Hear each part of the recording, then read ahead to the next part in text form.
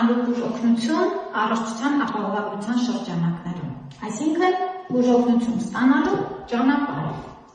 Առաջինը դիտարկենք շտապ եւ անհետաձգելի դեպքերը։ Այս պարագայում անձը դիմում է կամ շտապ օգնության ծառայություն, կամ լինում են դեպքեր նաեւ ինքնուրույն հասնում է բժշկական կենտրոն։ Այս դեպքերում բժշկական կենտրոնում նրան կտրիաժավորեն։ Ինչ է սա նշանակում։ Գնահատելով վիճակը եւ դրանից ելնելով ցուցումները, անձը կամ կհոսպիտալացվի, կամ էմերջենսի ծառայությունում կստանա համապատասխան հետազոտություններ, ծառայություններ, այս ծառայությունը 24 ժամվա ընթացքում է տրամադրվում։ Կամ եթե նրան հոսպիտալացման ցուցում չի դեպի, ապա անձը ուղղորդվի առաջնային օղակ։ Հաջորդը կանխարգելիչ այց կամ սկրինինգներ։ Անձը տարեկան իր կանխարգելիչ այցի եւ սկրինինգների համար պետք է հերթագրվի առնետ համակարգում, պլանավորի իր այցը եւ հերթագրման արդյունքում կախված թե ինչ սկրինինգային հետազոտություն է անցնելու կամ ուղղորդվի ուղիղ բժշկական կենտրոն, այս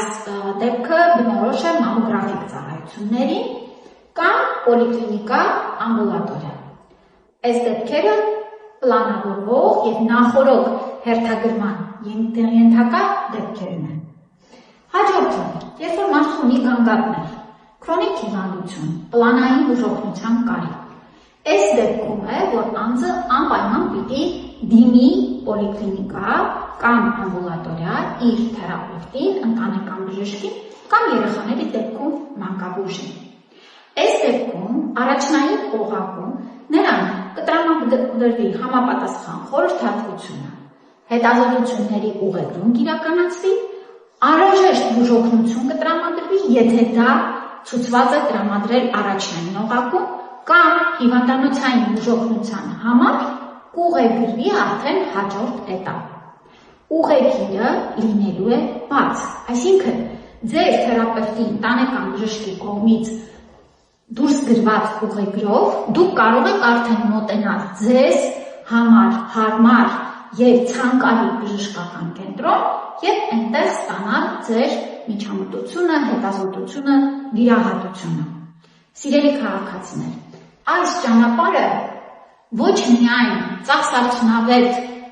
առողջապահական համակարգի մասին է, այլ նաև գրագետ ուղի է